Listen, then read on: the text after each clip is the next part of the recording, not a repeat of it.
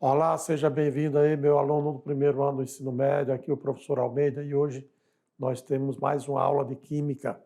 A aula de Química de hoje olha só, muito importante para que você possa aprender tudo sobre os gases, tá bom? Porque nessa aula você vai estudar o quê? Olha aí, aprender estudo dos gases, parte 1. Vamos lá então na tela? Fica de olho. Olha só. Estudo dos gases, parte 1. Então, nós vamos estudar as grandezas do estado gasoso e vamos estudar as propriedades dos gases. Sendo assim, o que significa realmente grandezas do estado gasoso? Falando de grandezas, né? Vocês viram em aulas anteriores que nós trabalhamos com massa, né? Massa é uma grandeza. E as unidades quais seriam? Nós teríamos quilograma, nós teríamos massa, enfim. Comprimento, outra grandeza. E nós teríamos o quê? Por exemplo, metro, centímetro, milímetro, quilômetro, enfim. Com relação ao tempo, grandezas, tempo, unidades. Podemos ter horas, podemos ter minutos, podemos ter segundos, enfim.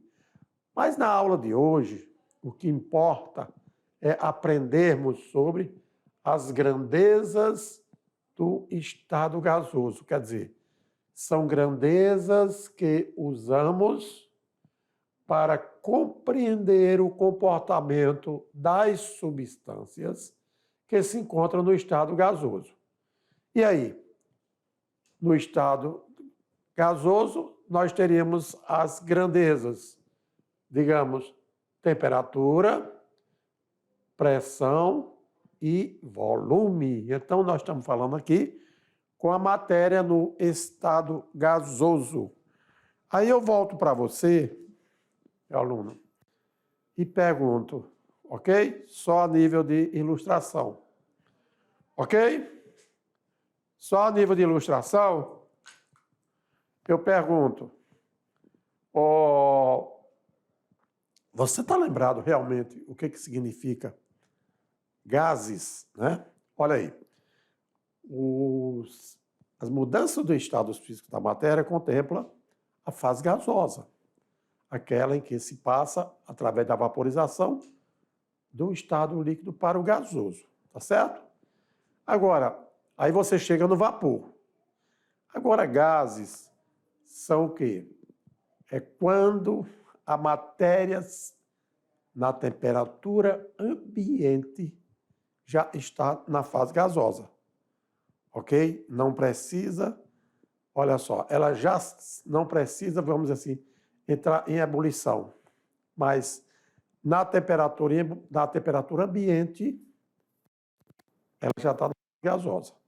Quando você respiramos o ar atmosférico, nitrogênio, oxigênio, CO2 e outros gases estão presentes. Mas pode observar que, digamos, a 25 graus Celsius, nós já estamos convivendo com a matéria na fase gasosa, tá bom? Então, para não gerar dúvida, porque nós vamos trabalhar sobre as grandezas do estado gasoso, vamos trabalhar com temperatura, com pressão e volume, é bom que você, não se trata de vapor, mas se trata, sim, de gases, a matéria na fase gasosa. E aí, voltando para lá, o que nós temos? Temperatura, uma das grandezas. E a temperatura dos gases, o que acontece? Mede a agitação das moléculas que contemplam os gases, tá bom? Por quê? Com certeza, na fase gasosa, vocês viram também, a fase gasosa, As moléculas estão mais afastadas do que unidas, né? A força de repulsão entre as moléculas é maior do que a força de coesão. Por quê? Porque elas estão agitadas devido à temperatura, à ação da temperatura. E assim sendo, quanto maior a velocidade das moléculas, significa dizer que ali maior também é a temperatura que aquele gás está submetido, não é isso? Quando trabalhamos para medir unidades de temperatura, então, claro que nós vamos ter que utilizar um aparelho, né? Um instrumento. E este aparelho usado para medir a temperatura é exatamente o que chamamos o termômetro. Daí termômetro de quê? De mercúrio. Termo, calor, metro, medida. Então, diferença de calor, de temperatura, enfim. E aí, nós temos de mercúrio. Mercúrio é o líquido, né? Que no bulbo lá, à medida que atingimos determinada temperatura, ele vai se deslocando e vai atingindo valores específicos da temperatura, tá? Portanto, a unidade de temperatura no Sistema Internacional, SI, essa temperatura ela está numa unidade que denominamos de Kelvin, né? Atribuído pelo símbolo da letra K, também chamada escala absoluta, né? Então, é uma unidade que trabalha numa escala internacional, uma escala absoluta, cuja unidade é Kelvin, né? Mas acontece que nós teremos várias outras unidades de medir temperatura. Assim sendo, no Brasil, a unidade de temperatura mais utilizada é o grau Celsius. E em outros países usa-se até os graus Kelvin, né? Ou Fahrenheit. Então nós temos a escala Celsius, né? Utilizadas comumente no Brasil. Nós temos o Sistema Internacional de Medida, nós temos a temperatura em Kelvin, mas em alguns países, né? Pode-se utilizar também o Fahrenheit. Sendo assim, como vamos comparar ou relacionar ou ainda converter uma temperatura de uma unidade em outra unidade? Assim sendo, podemos atribuir que sempre que você tiver uma temperatura de 0 graus, isto corresponde a 273 na escala Kelvin, né? Na unidade de Kelvin. Ó, se 0 graus corresponde a 273 Kelvin, então a 100 graus, nós teríamos o quê? A 100 graus nós teríamos 373 graus Kelvin, tá bom? Então, logo que 0 grau, porque a gente está trabalhando a temperatura de fusão da água, né? Por exemplo, né, ao nível do mar é 0 graus. Quer dizer, lá ao nível do mar, a água está entrando em fusão a 273 Kelvin. E quando coloca-se água numa chaleira para ferver, nós temos a temperatura de ebulição. Se em Celsius a temperatura de ebulição é de 100 graus Celsius, quer dizer que em Kelvin essa temperatura é de 373 graus Kelvin. Tá joia? Só para a gente aprender a relacionar alguns valores de temperatura em escalas diferentes, em unidades diferentes, porque tudo isso é possível obtermos num determinado valor de temperatura, em um determinado termômetro, você lê em outro termômetro que tem uma escala diferenciada, tá joia? E na sequência, o que significa? Isto significa que, para convertermos uma temperatura que se encontra no grau Celsius em graus Kelvin, basta adicionar, ou seja, basta somar 273, quer dizer, um valor constante, né? Daí, o que acontece? Olha aí. Se você tem uma temperatura em Celsius, digamos 0 graus, e você quer em Kelvin, somou 273, aí você vai ter 273 graus Kelvin, né? E assim sendo, sempre converter Celsius em Kelvin, adiciona-se a temperatura que está em Celsius, 273. Resultado, a temperatura que você vai obter está na unidade de graus Kelvin, né? Portanto, agora, nada melhor do que partirmos aqui para dar alguns exemplos práticos, né? Para que você possa memorizar com mais categoria, com mais clareza, né? E digamos que existem 3 amostras de gases. A primeira amostra, a amostra A, onde temos o gás oxigênio e a temperatura que o gás oxigênio se encontra, 37 graus Celsius. A amostra B é o gás nitrogênio.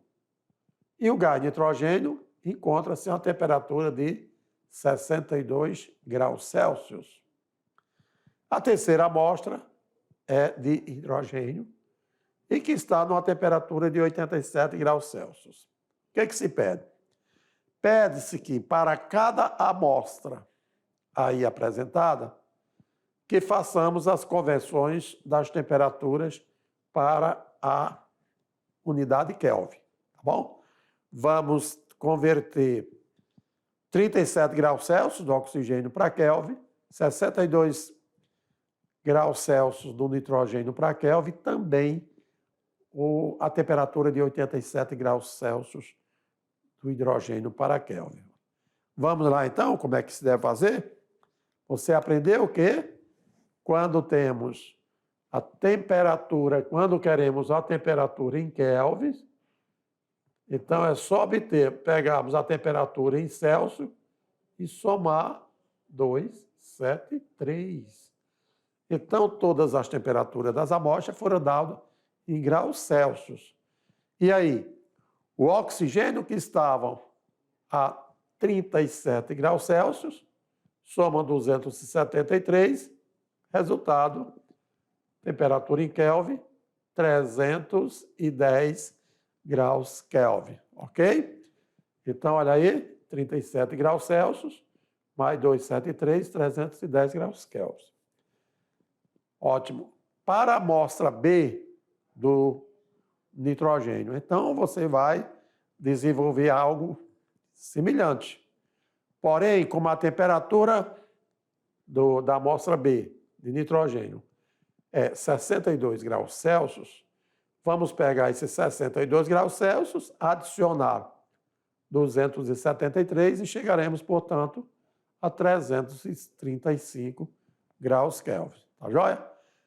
Na amostra C, onde trata-se do gás hidrogênio, cuja temperatura é 87 graus Celsius, utiliza-se esses 87 graus Celsius, soma a ele 273 e aí obtemos uma temperatura de 360 graus Kelvin. Quer dizer, oxigênio tanto faz 37 graus Celsius como 310 graus Kelvin. Nitrogênio, 62 graus Celsius, correspondem a 335 graus Kelvin. E o gás hidrogênio na amostra C, que se encontravam a 87 graus Celsius, então encontra-se em 360 graus Kelvin.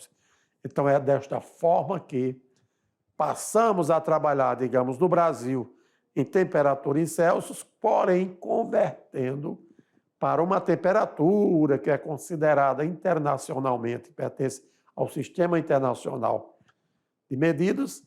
Aí, o que acontece? Qualquer parte do mundo, você vai expressar em Kelvin, somente pegando temperatura em Celsius e somar 273. Aí, o que acontece? Vamos comparar aqui as escalas. Quando a gente fala converter, é apenas mudar a escala, né? E os valores serão definidos automaticamente. O primeiro termômetro, digamos que você tem aqui, ó, a água, ela congela, né? E ela se funda a 0 graus Celsius.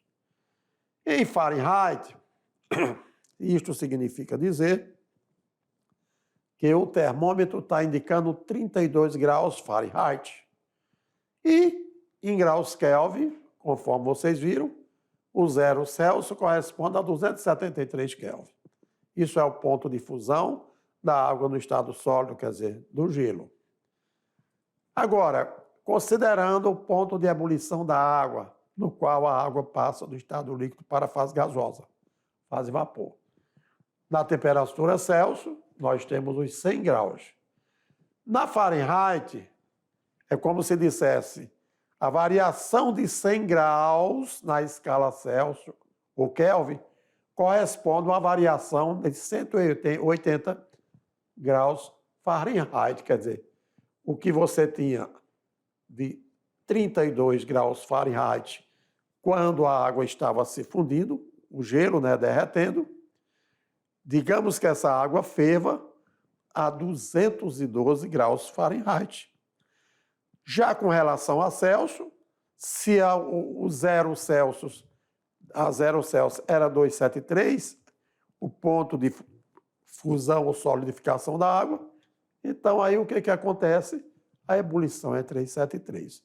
Então a variação na escala Celsius foi de 100 graus.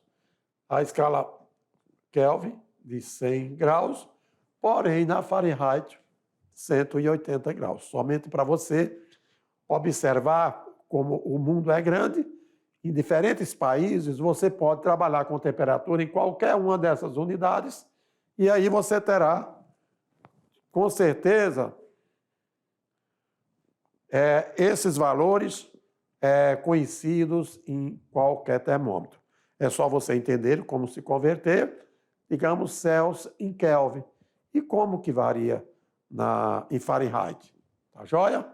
Aí a gente precisa simplesmente ter em mente, porque tanto na convivência, no cotidiano, você falar tecnicamente sobre essas escalas de temperatura, essas unidades de temperatura que nós estamos falando, unidade de temperatura nas unidades,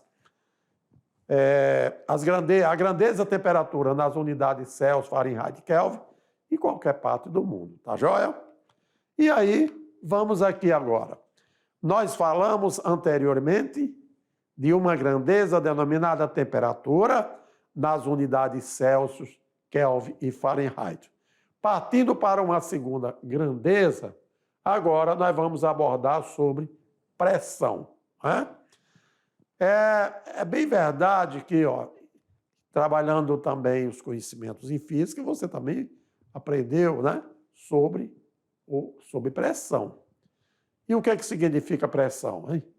Pressão é uma grandeza física que expressa a força exercida sobre o corpo por unidade de área.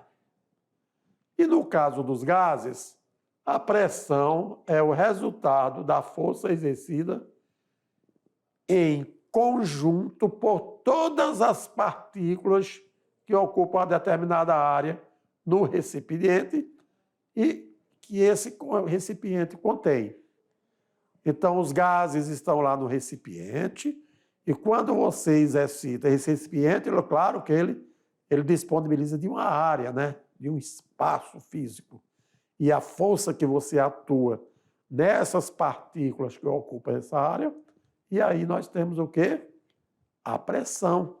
Logo, pressão significa a relação direta entre uma força exercida num determinado tipo de matéria por área que se encontra aquela matéria. Ainda falar da grandeza de pressão, vamos agora conhecer as unidades correspondentes, né? Porque lá na temperatura você aprendeu Celsius, Kelvin e Fahrenheit. Aqui, a unidade de pressão. No Sistema Internacional de Unidades de Medida, a força é expressa em Newton. Em compensação, a área em metro quadrado, né? Metro vezes metro, metro quadrado. Então, lembrando, força, Newton. Área, metro quadrado. E aí, definindo a pressão, consequentemente, no sistema internacional, podemos expressar a grandeza como sendo Newton por metro quadrado. Quando abordamos Newton por metro quadrado, você pode substituir isso aí por um Pascal. Pascal, PA, quer dizer, um PA corresponde a pressão correspondente ao Newton por metro quadrado. Agora, se você tem 1000 Pascal, eu tenho 10 a terceira. Isso significa dizer que eu tenho um kPa, porque K significa 1000 vezes, né? Grama, quilograma, tá bom? Metro, quilômetro.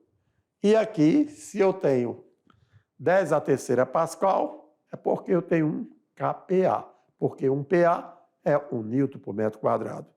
Assim sendo, quando eu tiver 1 atm, quer dizer, 1 atmosfera, significa dizer que eu tenho também, em milímetro de mercúrio, 760 milímetros de mercúrio, que corresponde a quem? A 101,3 kPa. Então, PA, você já sabe, é Newton por metro quadrado, ok? E aí, você tendo kPa, olha aí, então, você 101,3 é a mesma coisa que num termômetro de mercúrio você tiver 760 milímetros de mercúrio, digamos, e 1 atmosfera. Por quê? Porque a pressão atmosférica, ela varia em função de uma série de fatores. E entre esses fatores, a pressão atmosférica compreende a movimentação do ar, quer dizer, correntes de massas gasosas, a temperatura que ela se encontra, que a substância se encontra, que a matéria se encontra, e também a altitude, né? A região, o local onde estamos estudando aquele tipo de matéria. Quando fala pressão atmosférica, é a pressão que a massa de ar que nos envolve atua em um determinado sistema, tá bom? E aí, os fatores são esses. As correntes de massas que existem, a temperatura a qual está submetida e a altitude. Com relação a tudo isso, vamos ver o seguinte. Exemplo, quanto maior for a quantidade de ar que está sobre um líquido, maior será a pressão. Estamos falando da movimentação de ar, da corrente de massa gasosa como fator com relação também à pressão atmosférica, não é isso? Quanto maior a quantidade de ar que está sobre um determinado líquido, maior será a pressão. Em elevadas altitudes, quer dizer, em regiões muito altas, a quantidade de ar sobre a superfície terrestre é bem menor do que ao nível do mar. E por isso, na montanha, a pressão atmosférica é menor do que na praia. Isto é, o ar é mais rarefeito, né? Então, quanto maior a altitude, significa dizer também que se existe menor pressão atmosférica, então digamos que a água vai ferver a uma temperatura menor, porque não tem tanta pressão externa incidindo sobre a superfície do líquido, tá bom? Então, é isso que eu digo, os fatores que contribuem à pressão atmosférica. E na ciência, na história, o que é que nós vimos? Olha só. O físico e matemático italiano Evangelista Torricelli, ele sugeriu que a atmosfera, constituída por gases em constante movimento, é capaz de exercer pressão sobre a superfície terrestre. E para medir, ele inventou um instrumento chamado o quê? Barômetro. Lá para a temperatura, qual era o instrumento? Termômetro. Em compensação, que aqui nós temos o quê? O barômetro, né? E ele conseguiu obter a pressão atmosférica pela primeira vez em 1643 por meio do seu barômetro de mercúrio. Então, lembrando, não é um termômetro de mercúrio, e sim um barômetro de mercúrio. Como foi que ele fez? Ele preencheu um tubo de vidro que tem um comprimento de 1 metro, colocou mercúrio e embocou esse tubo em um recipiente que já tinha mercúrio. Essa coluna de mercúrio do tubo, ela desceu até parar numa determinada altura, quer dizer, o líquido escoou e parou numa determinada altura do tubo. Sendo assim, Torricelli verificou que ao nível do mar, olha aí, o nível de mercúrio no interior do tubo se estabilizava em 76 centímetros, onde, convertendo em milímetros, seria 760 milímetros de mercúrio. Por isso, o valor da pressão atmosférica ao nível do mar ficou sendo 760 milímetros de mercúrio. E aí, realmente, como é que foi atribuído? Existia um recipiente que já tinha mercúrio, né? Então, aqui ele já tinha o mercúrio. E aí pegou o tubo correspondente a 1 metro, né? Que são, olha lá, e aí que são 6 centímetros ou 1000 milímetros, encheu de mercúrio e embocou no mercúrio do recipiente. E o que aconteceu? O ar atmosférico ele incide o quê? Na superfície do mercúrio do recipiente, fazendo com que a coluna de mercúrio que estava no tubo, e o tubo estava cheio, descesse. Olha só. E ela desceu, mas ela parou numa altura de 76 centímetros. 76 centímetros é a mesma coisa que 760 milímetros, tá bom? Então, com isso, estabeleceu-se que ao nível do mar, a pressão atmosférica é de 760 milímetros de mercúrio ou 1 atm. Vocês viram bem? O tubo era cheio e um recipiente continha mercúrio. Acontece que a pressão atmosférica, a pressão externa, incidiu sobre a superfície do recipiente, fazendo com que no tubo estabilizasse em 76 centímetros. E assim sendo, o que aconteceu? Torricelli definiu que ao nível do mar, lá na beira da praia, a pressão atmosférica é de 760 milímetros de mercúrio, e aí passou a ser chamado de 1 atm em homenagem à atmosfera, tá certo? E assim sendo agora a terceira grandeza. E a terceira grandeza, vamos falar de volume, né? Porque a primeira foi temperatura, onde vimos as escalas Celsius, Kelvin e Fahrenheit. Pressão, força sobre área, né? Pascal, ou seja, Newton por metro quadrado e etc. As unidades. E aí nós vimos a experiência de Torricelli para definir que 1 atm significa 760 milímetros de mercúrio. Tratando-se de volume, sabemos que volume é o espaço ocupado por um corpo, né? Porque o corpo é tudo que existe na natureza, né? E tem forma definida.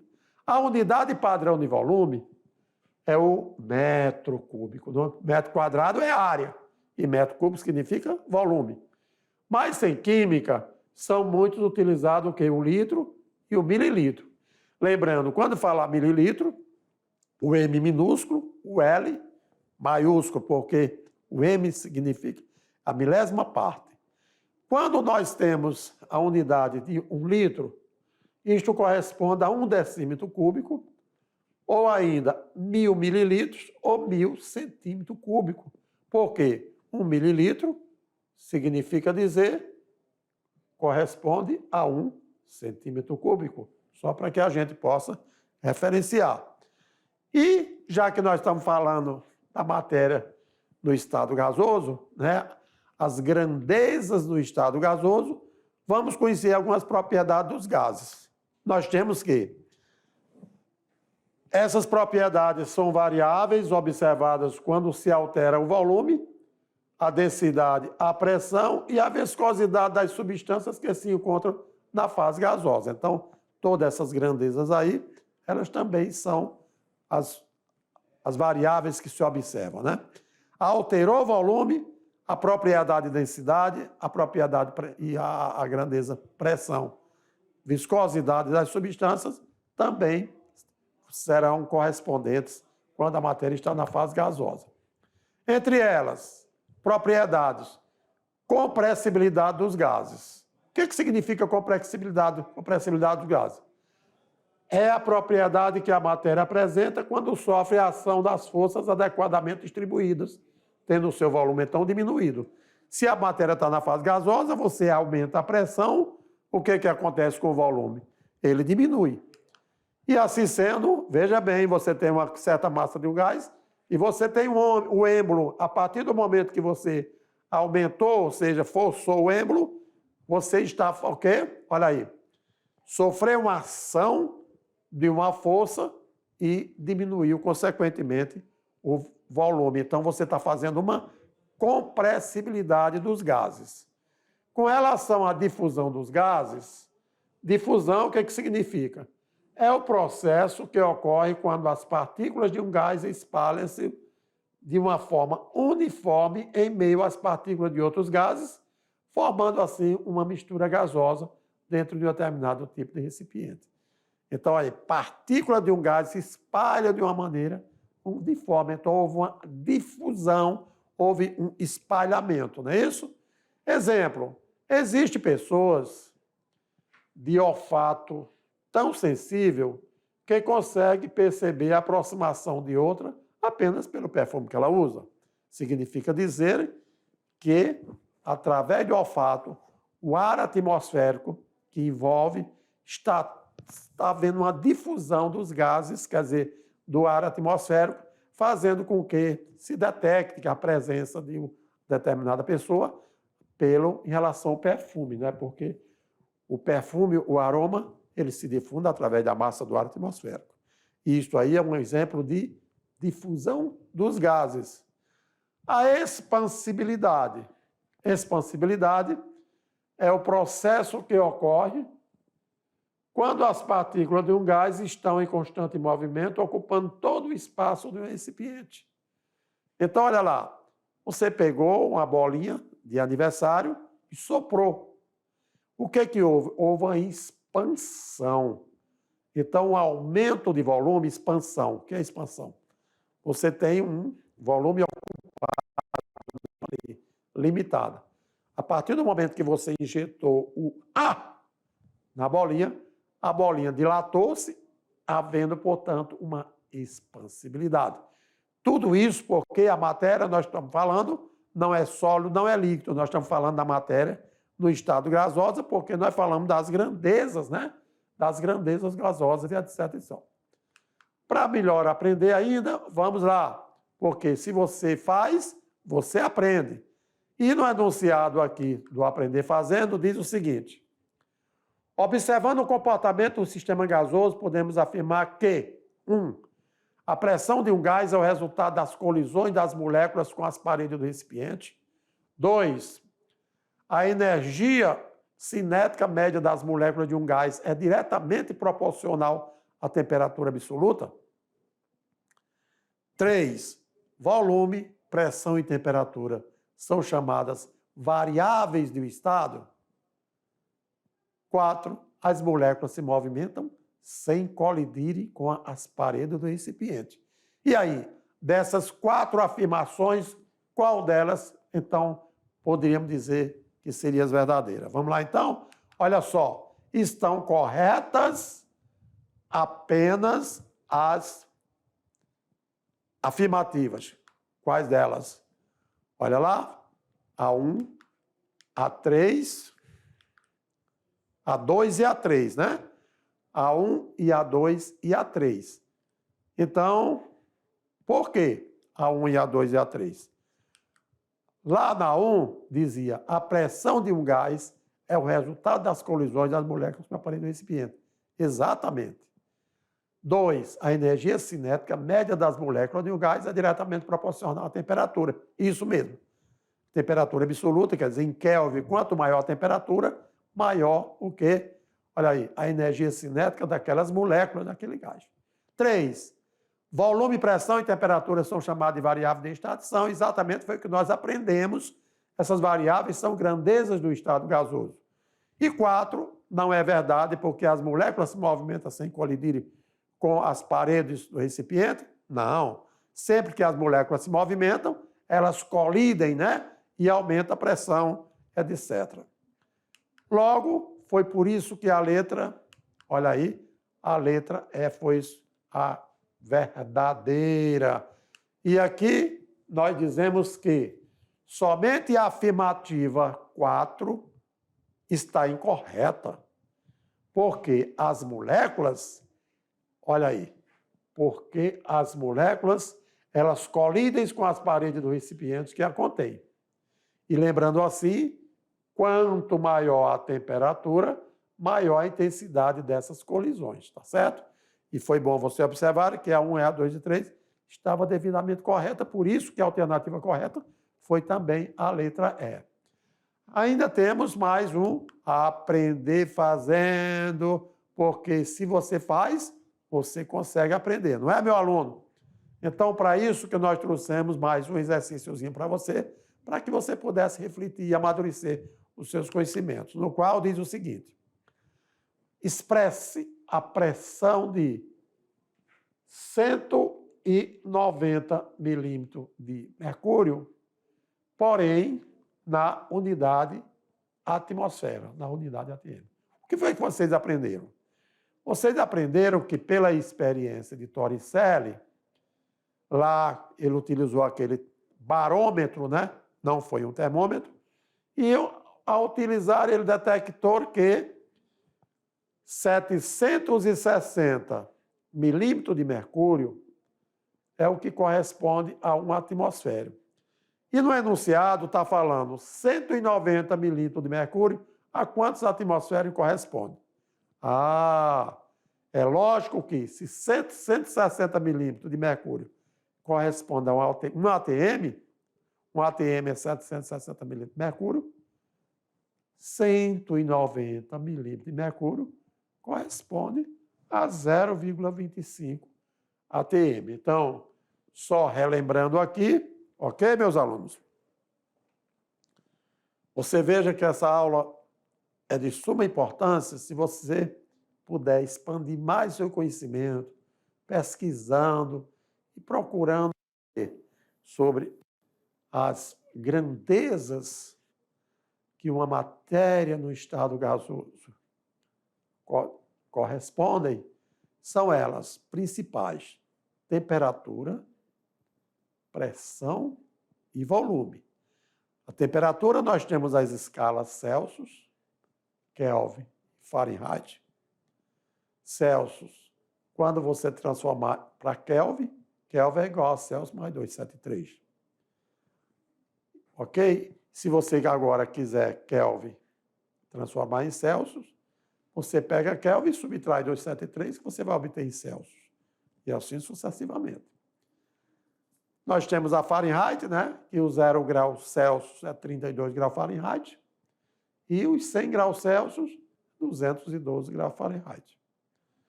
E na Kelvin, 0 é 273 e 100 graus Celsius, 373.